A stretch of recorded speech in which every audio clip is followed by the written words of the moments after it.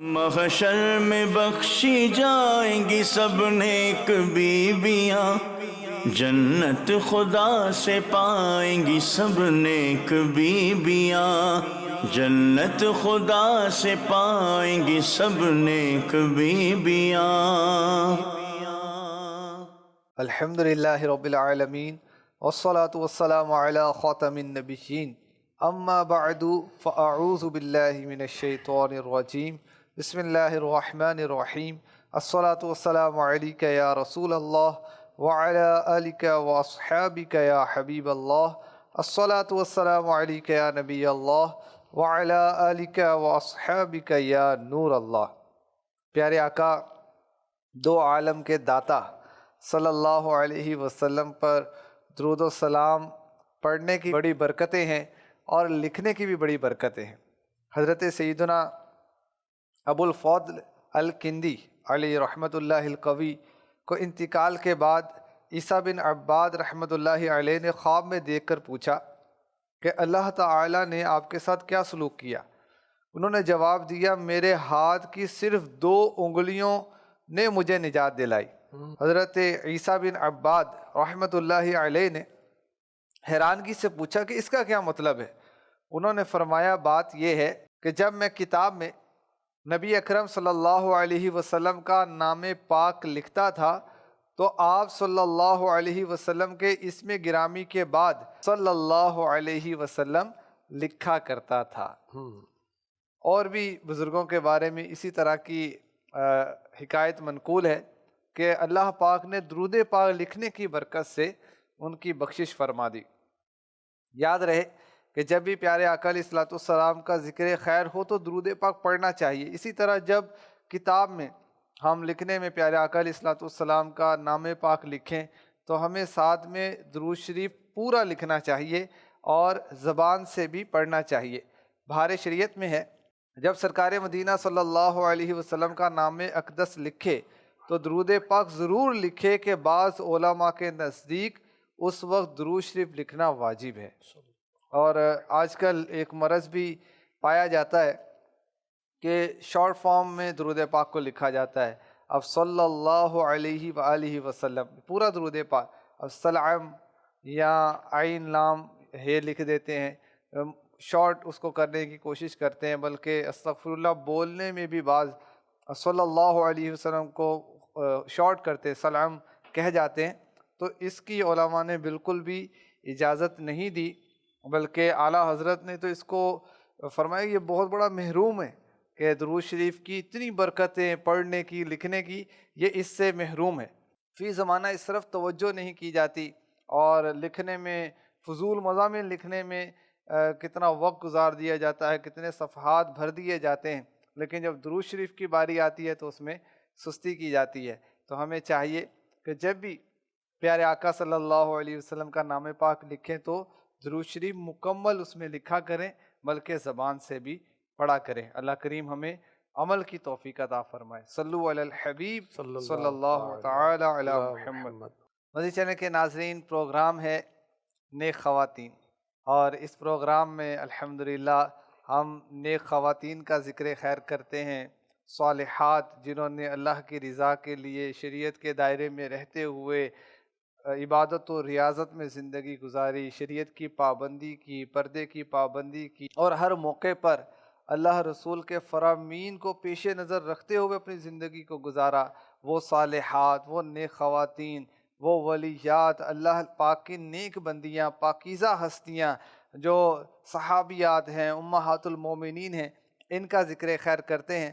اور انشاءاللہ عز و جل آج ہم حضرت عائشہ صدیقہ عابدہ زاہدہ رضی اللہ تعالی عنہا کی سیرت کے ایک پہلو پر مدنی پھول سنیں گے، اور وہ بہت پیارا ٹاپک ہے۔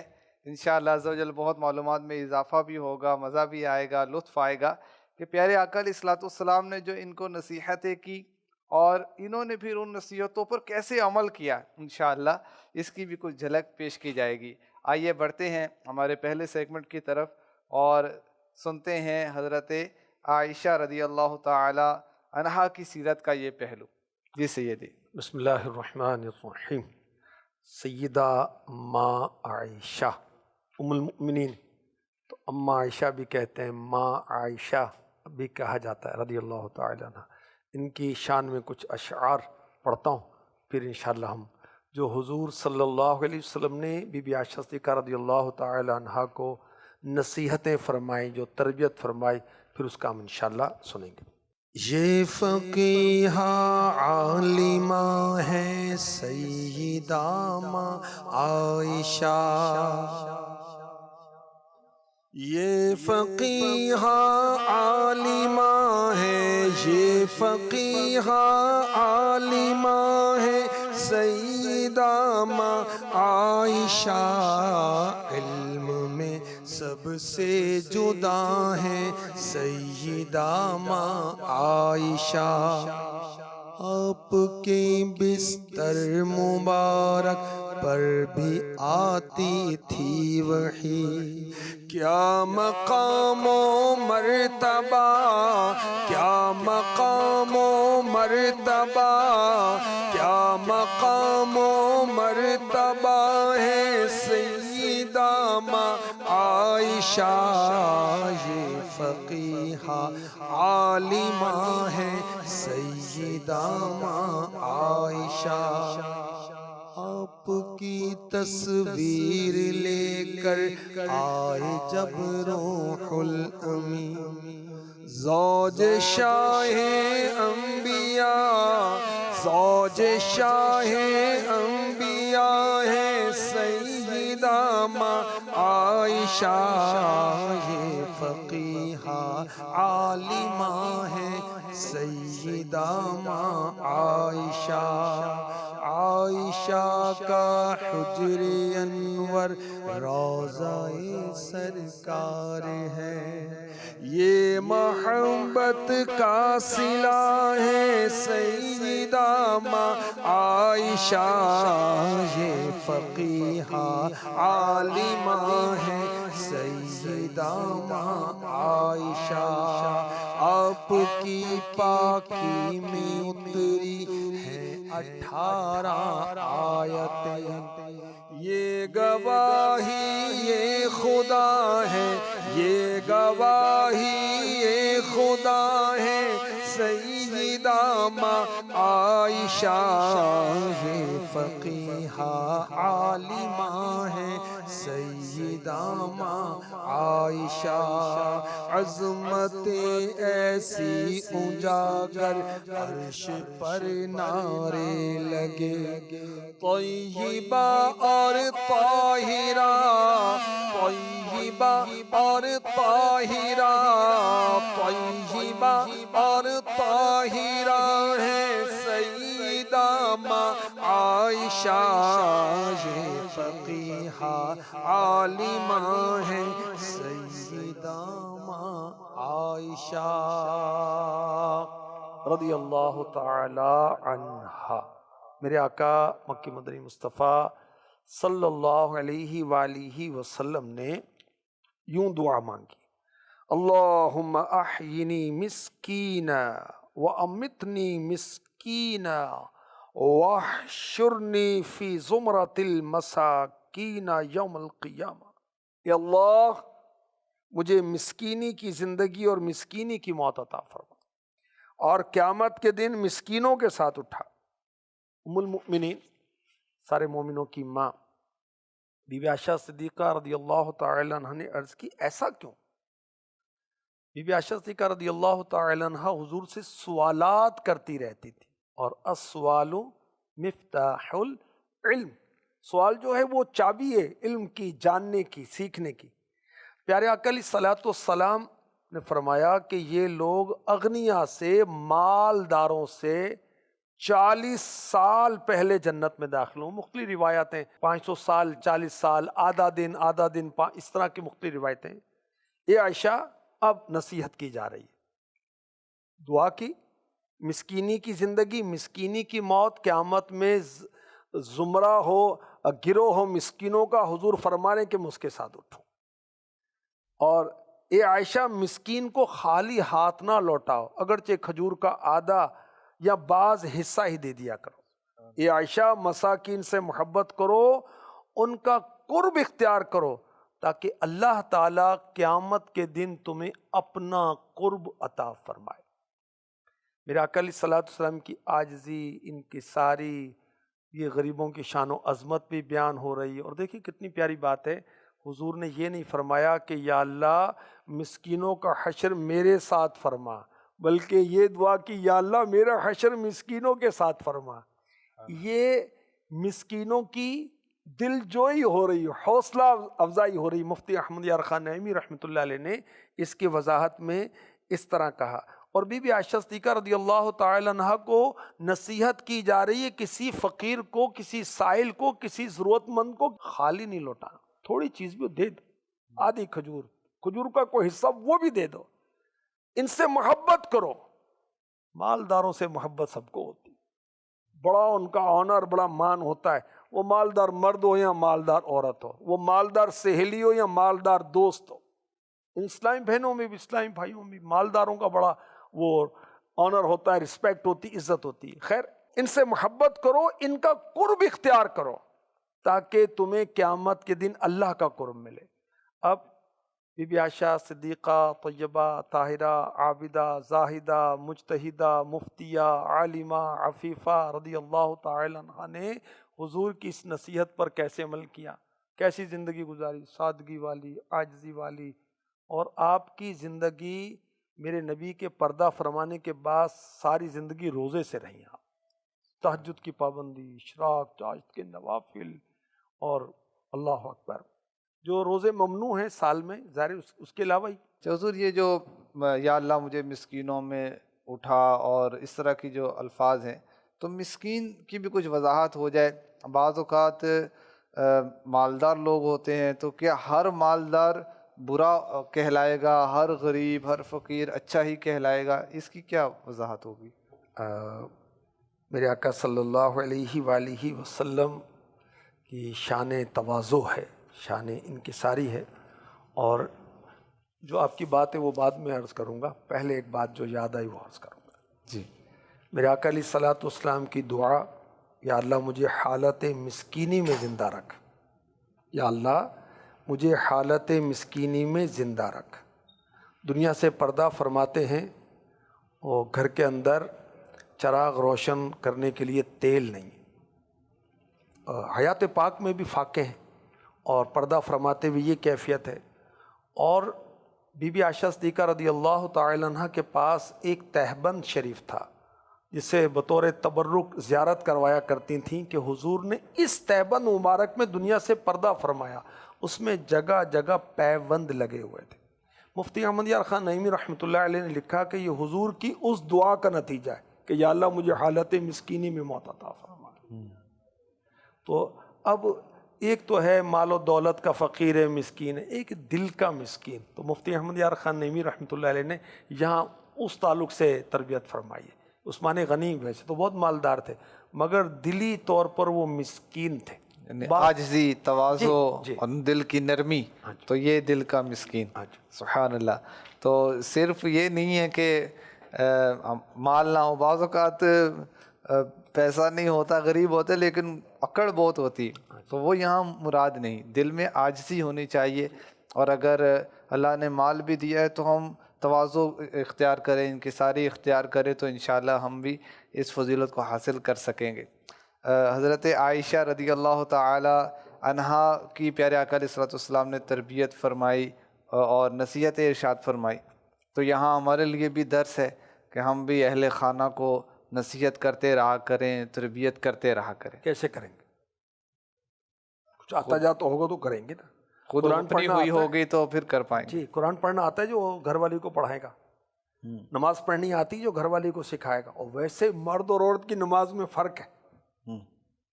اچھا، اور دین کے دیگر جو معاملات ہیں، اچھا عورتوں کو جو مسائل درپیش ہوتے ہیں، اب شوہر کو وہ بھی معلوم ہونے چاہیے، تاکہ وہ اس کی وہ گھر والی کی تربیت کر سکے۔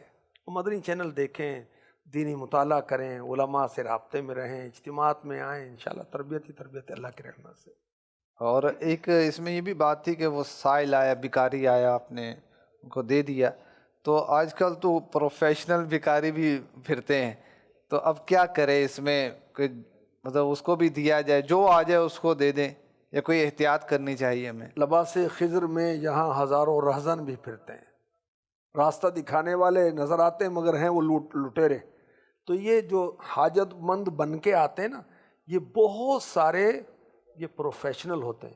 فاروق اعظم رضی اللہ تعالیٰ عنہ نے کوئی فقیر آیا، اس کو روٹی دی، تو آگے جا کے پھر مانگ رہے آپ، تو پھر آپ ہیں، کیا شان جلالت ہے آپ کی، اور آپ جلال فرمایا، جا کے روٹی چھین لی، اس سے ساری روٹیاں چھین لی، فرمایا کہ تو حاجت مند نہیں ہے، تو فقیر نہیں ہے، تو تاجر ہے، تو تجارت کر رہا ہے۔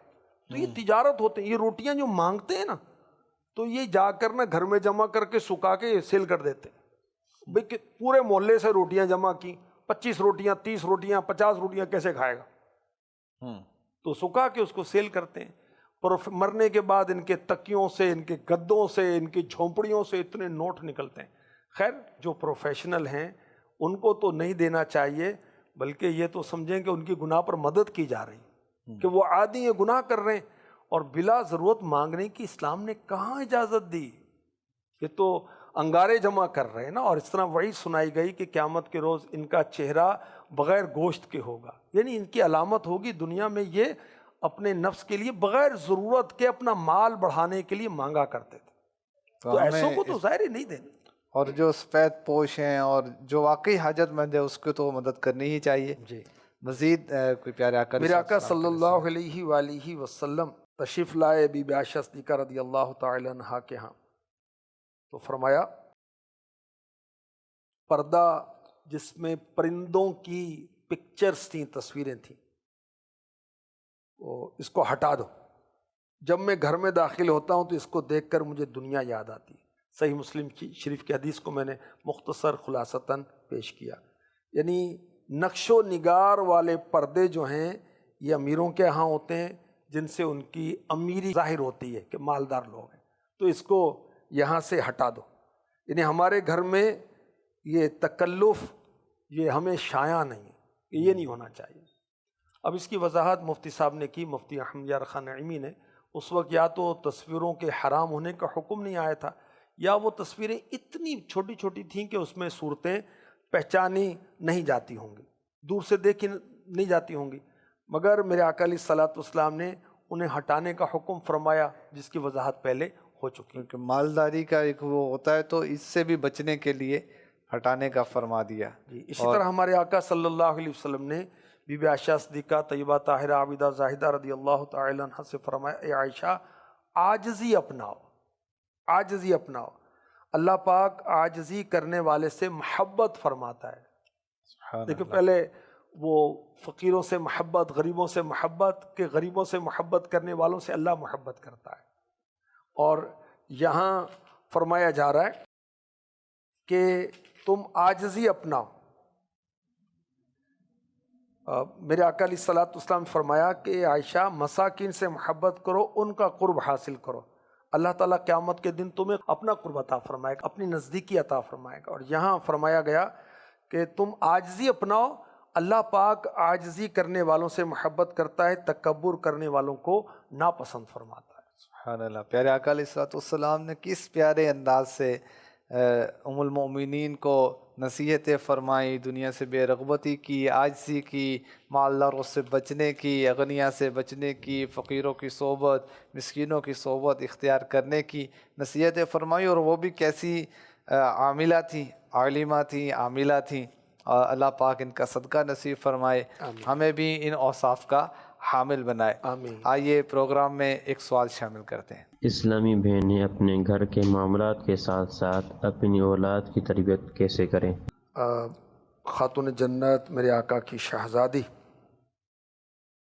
سیدۃ النساء، ساری عورتوں کی سردار، دنیا میں بھی جنت میں بھی، آقا کی شہزادی رضی اللہ تعالی عنہا نے گھر کے کام بھی کیے، بچوں کی بھی تربیت کی۔ کیسی تربیت کی؟ امام حسن مجتبیٰ رضی اللہ تعالی عنہ کی، امام حسین رضی اللہ تعالی عنہ کی کیسی تربیت کی، سب کے سامنے ان کی زندگیاں کیسی گزری۔ شریعت کے مطابق، اللہ اس کے رسول کے ارشادات کے مطابق اسلام اپنانے پھیلانے میں گزری. اور امام حسین تو سید الشہداء، کیسے مشکل حالات آئے مگر آپ ڈٹے رہے اور آپ کے پائے استقلال کو ذرا بھی جنبش نہیں آئی.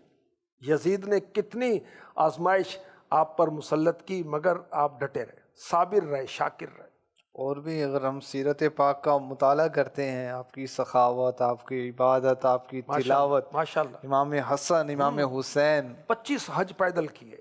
اور سخاوت کیسی تھی امام حسن مجتبیٰ کی، آپ کے اخلاق کریمہ کیسے تھے، آپ کا حلم کیسا تھا، بردباری کیسی تھی. امام حسن مجتبیٰ رضی اللہ تعالی عنہ کی تلاوت کا شوق کیسا تھا، اور اپنے نانا جان کی سنت پر عمل کرنے کا جذبہ کیسا تھا. امام حسین سخاوت کیسی فرماتے تھے، کتنے ان کے اوصاف ہیں ان شہزادوں کے. یہ میرے آقا علیہ الصلوۃ والسلام کی تربیت ہے، میرے آقا علیہ الصلوۃ والسلام کی دعائیں ہیں، ساتھ ساتھ ماں کی دعائیں اور ماں کی تربیت بھی شامل ہے. اور گھر کے کام کاج کے ساتھ ہی یہ ہوا. جی بالکل. تو لگتا یوں ہے کہ اصل بات ہے وہ ذہن ہونا چاہیے. تو ذہن ہوگا تو انشاءاللہ یہ معاملات اور کے ساتھ موبائل کے غلط استعمال سے چھٹکارا ہونا چاہیے، پھر ٹائم بھی مل جائے گا.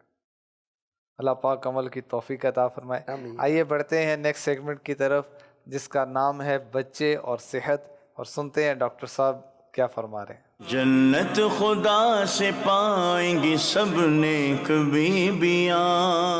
میرا نام ڈاکٹر محمد نعیم ہے. میں چائلڈ اسپیشلسٹ ہوں اور بہاولپور کے ایک سرکاری اسپتال کے چلڈرن وارڈ کا انچارج ہوں. آج میں آپ کو کچھ ایسی علامات کے بارے میں بتاؤں گا کہ خدا نخواستہ اگر آپ کے بچے میں یہ ظاہر ہوں تو ہمیں فوری طور پر ڈاکٹر سے رابطہ کرنا چاہیے. ان علامات کو ڈینجر سائنس بھی کہتے ہیں. سب سے پہلے اگر آپ کے بچے کی عمر 2 مہینے ہے یا اس سے کم ہے اور اس کی سانس کی سپیڈ 60 سے زیادہ ہے، جس میں ہم ریسپیریٹری ریٹ کہتے ہیں، 60 سے زیادہ ہے، تو ہمیں فوری طور پر بچے کو ڈاکٹر کو دکھانا چاہیے. یا جب بچہ سانس لیتا ہے اس کے درمیان جو مسلز ہیں اگر وہ اندر کی طرف جا رہے ہوں یا چھاتی کے نیچے والے جو ہیں وہ مسل اندر کی طرف جا رہے ہوں، جسے پسلیاں چلنے کہتے ہیں، اس وقت بھی ہمیں فوری طور پر ڈاکٹر سے رجوع کرنا چاہیے. اسی طرح اگر بچے کی عمر کم ہے اور شروع کے دن ہیں اور اس کی جانڈس یعنی یرکان اس کی ہتھیلیوں پہ واضح ہو رہا ہو، سامنے والی جگہ پر، یا پاؤں میں واضح ہو، تو اس صورت میں بھی بچے کو فوری طور پر ڈاکٹر کے پاس لینا چاہیے. اسی طرح پہلے مہینے کے اندر اگر بچے کا ٹمپریچر کم ہو رہا ہے اور بچہ آپ کو ٹھنڈا محسوس ہو رہا ہے، یا بچہ خود موو نہیں کر رہا یا مشکل سے موومنٹ کر رہا ہے، حرکت اس کی کم ہے، اس صورت میں بھی ڈاکٹر سے رجوع کرنا چاہیے. اسی طرح اگر بچہ خوراک نہیں لے پا رہا، ماں کا دودھ نہیں پی رہا یا کوئی اور دودھ جو ہے وہ نہیں پی پا رہا، یا مستقل الٹیاں کر رہا ہے، وومٹنگ کر رہا ہے، یا اس کو فٹس ہو رہے ہیں، جھٹکے لگنا، کنولجن ہو رہے ہیں، تو اس صورت میں بھی ہمیں فوری طور پر میڈیکل ہیلپ لینی چاہیے. اور 2 سال سے 5 سال کے بچوں میں جو سب سے زیادہ مسئلہ ہے وہ یہ ہے کہ اگر بچہ دودھ نہیں پی رہا یا کھانا نہیں کھا رہا، ریلیکٹنٹ ٹو فیڈ ہے، چاہے وہ دودھ ہے چاہے خوراک ہے. دوسرا وہ انکانشیس ہے، بے ہوش ہو گیا ہے. تیسرا اس کو مستقل الٹی آ رہی ہے، جب بھی کوئی چیز کھاتا ہے وومٹ کر دیتا ہے. یہ وہ علامت ہے جب اکثر والدین جو ہیں اس کو چھوڑ دیتے ہیں کہ چلو صبح دیکھیں گے. دیکھیں اس کا پانی بھی باہر نکل رہا ہے، اس کا گلوکوز کی جو طاقت ہے اس کی وہ بھی باہر نکل رہی ہے. تو بچہ پانی کی کمی کا شکار ہو کے وجہ سے گردوں کے مسائل بھی ہو سکتے ہیں، اور گلوکوز کی کمی کی وجہ سے بچہ بے ہوش ہو کے مزید فردر بھی ڈیٹیریٹ ہو سکتا ہے. یا اگر اس کو جھٹکے لگ رہے ہیں، اس کی گردن اکڑی ہوئی ہے، اس صورت میں بھی ہمیں فوری طور پر ڈاکٹر سے رجوع کرنا چاہیے. اس کے علاوہ اگر بہت تیز بخار ہے یا اتنے موشن ہے کہ اس کی وجہ سے اس کی آنکھیں اندر کی طرف چلی گئی ہیں، اگر چھوٹا بچہ ہے تو اس کا تالو بھی بیٹھ گیا ہے اور بچہ ڈراؤزی ہو گیا ہے، وہ اپنا ہوش کم کرتا جا رہا ہے، اس صورت میں بھی ہمیں فوری طور پر میڈیکل کی ہیلپ لینی چاہیے. یاد رکھیے، بچے کی صحت کا خیال رکھنا، موقع پر میڈیکل ہیلپ لینا، اس سے آپ کا بچہ صحت مند رہ سکتا ہے. ہمیشہ حفاظتی طریقوں کا کورس پورا کرا کے رکھیں، اور کسی بھی ناگہانی پرابلم کی وجہ سے فوری طور پر میڈیکل کی ہیلپ کریں، سیلف ٹریٹمنٹ سے جو ہے وہ بچیں۔ اللہ ہمارے بچوں کو صحت مند رکھے اور دین و دنیا میں ترقی عطا فرمائے۔ اللہ پاک ہمیں اپنے بچوں کا خیال رکھنے کی، ان کی صحت کا خیال رکھنے کی اور ان کی اچھی تربیت کرنے کی توفیق عطا فرمائے۔ آمین۔ آئیے مزید سوال سنتے ہیں۔ میرا نام حاجرہ تالیہ ہے، میں کراچی سے بول رہی ہوں۔ میں فیضان آن لائن اکیڈمی میں پڑھتی ہوں۔ نگران پاکستان سے میرا یہ سوال ہے کہ لوگ کہتے ہیں لڑکیوں کو حفظ نہیں کرنا چاہیے۔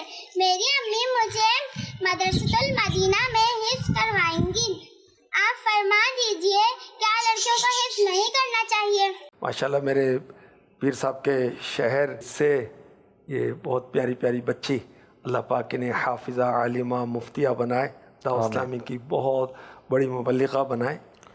دعوت اسلامی کے مدرسۃ المدینہ گرلز کس لیے قائم کیے گئے؟ ناظرہ کے لیے بھی، حفظ کے لیے بھی۔ اگر ہم اس کے قائل نہ ہوتے تو اتنے مدرسے کیوں بناتے بھائی؟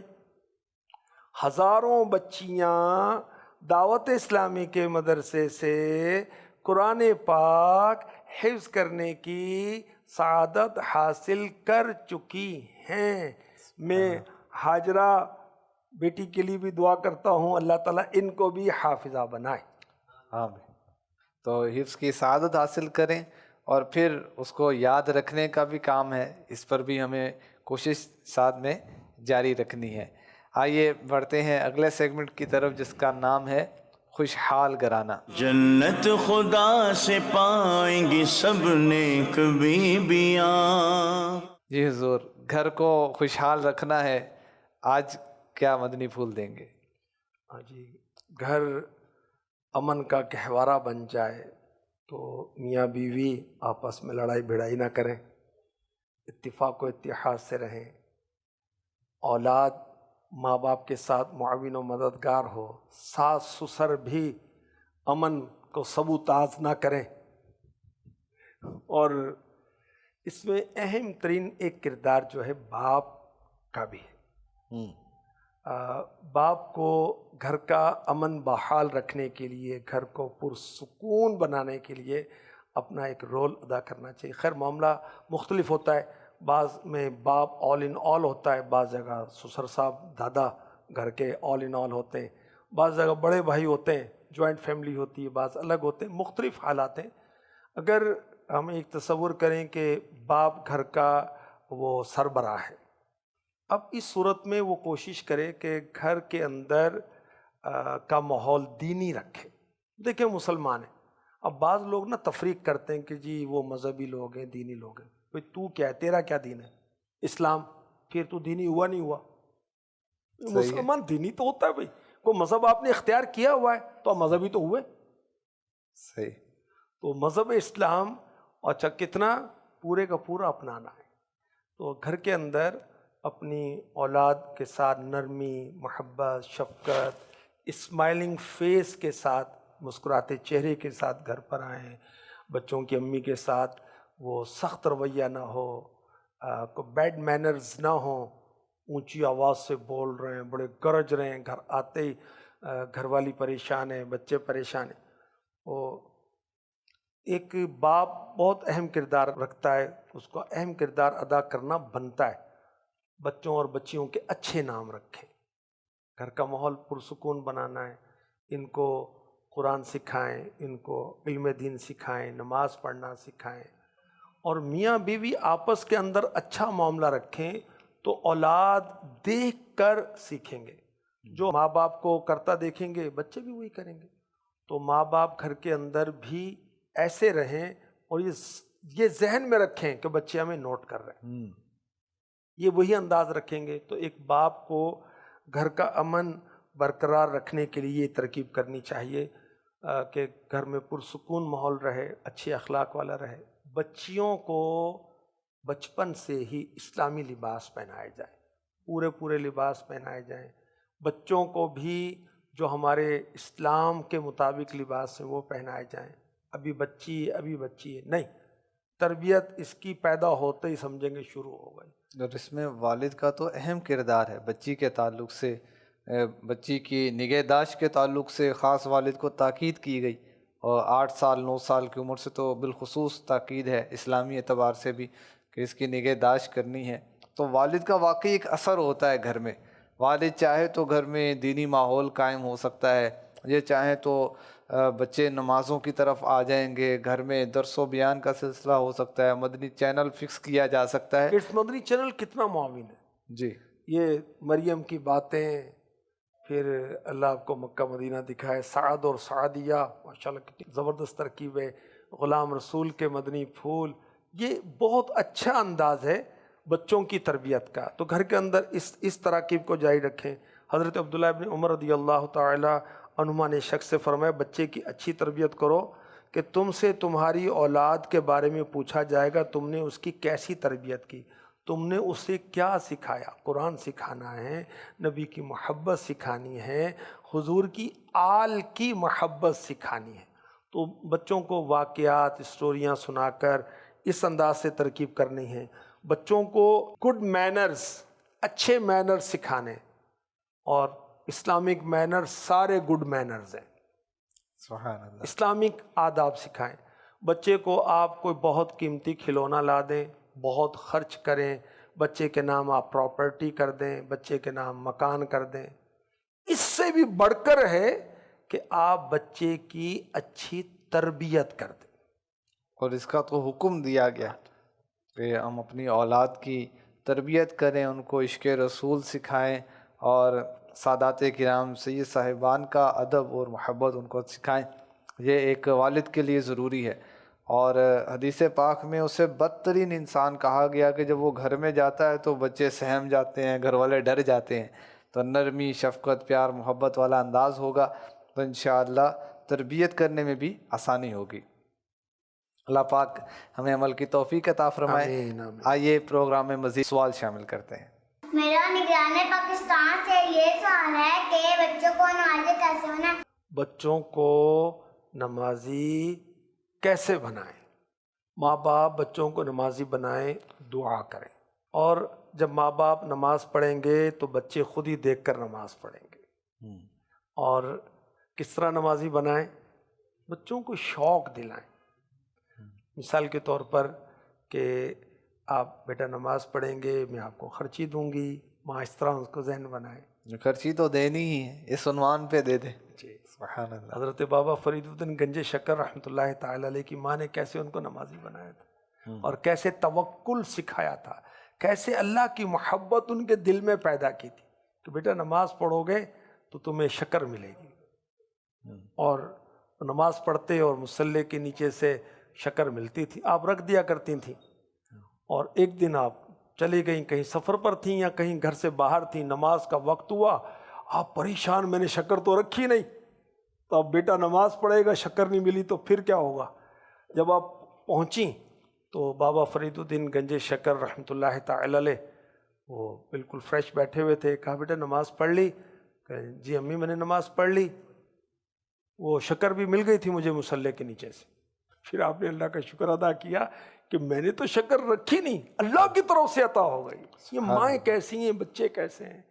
اور پھر آپ نے اللہ کا شکر ادا کیا کہ اللہ پاک نے میرے بچے کو پختگی عطا فرما دی۔ سبحان اللہ۔ تو یہ نسخے کچھ ہم نے سنے، ان تراکیب سے ہم اپنے بچوں کو نمازی بنا سکتے ہیں۔ آئیے بڑھتے ہیں آخری سیگمنٹ کی طرف، جس کا نام ہے نمایاں کارکردگی۔ جنت خدا سے پائیں گی سب نیک بیویاں۔ اور آج حضور نمایاں کارکردگی بیان ہوگی ہفتہ وار اجتماع جو اسلامی بہنوں کے ہوتے ہیں پاکستان میں، اس کی کارکردگی ہمارے پاس ہے۔ کتنے ہوتے ہیں اجتماعات؟ 9,000 سے زیادہ ہوتے ہیں، اور 3.25 لاکھ سے بھی زیادہ کم و بیش اسلامی بہنیں ویکلی اس میں شرکت کرتی ہیں۔ اب اس میں جو نمایاں ہمارے ہفتہ وار اجتماعات ہیں، ستمبر کی کارکردگی ہمارے پاس ہے۔ ستمبر 2021 جی، کراچی ساؤتھ سینٹرل زون یہ سب سے پہلے نمبر پر ہے، ماشاء اللہ۔ دوسرے نمبر پر گجرات زون، واہ واہ سبحان نمبر اللہ۔ 3 حیدرآباد زون۔ تو یہ 3 جو نمایاں تھے وہ اس میں سے لے لیے جائیں۔ تو یہ ہمارے الحمدللہ اسلامی بہنوں میں بھی جو اجتماعات کا سلسلہ ہے، جو ہماری ناظرات ہیں یہ بھی دعوت اسلامی کے اجتماعات میں شرکت کریں، اس کے الحمدللہ ذمہ دار اسلامی بہنیں ہوتی ہیں ان سے رابطہ کر کے ترکیب کی جا سکتی ہے۔ آج کے پروگرام میں ہم نے بی بی عائشہ صدیقہ رضی اللہ تعالی عنہا کی سیرت سے مدنی پھول چنے، پیارے آقا علیہ الصلوۃ والسلام کی نصیحتوں پر عمل کا جذبہ اور کچھ سوالوں کے جوابات، ڈاکٹر صاحب کے کچھ ٹپس وغیرہ بھی ہم نے سنے۔ اللہ کریم ہمیں یاد رکھنے کی، عمل کرنے کی، دوسروں تک پہنچانے کی توفیق عطا فرمائے، آمین بجاہ خاتم النبیین صلی اللہ تعالی علیہ وسلم۔ محشر میں بخشی جائیں گی سب نیک بیویاں، جنت خدا سے پائیں گی سب نیک بیویاں، جنت خدا سے پائیں گی سب نیک بیویاں۔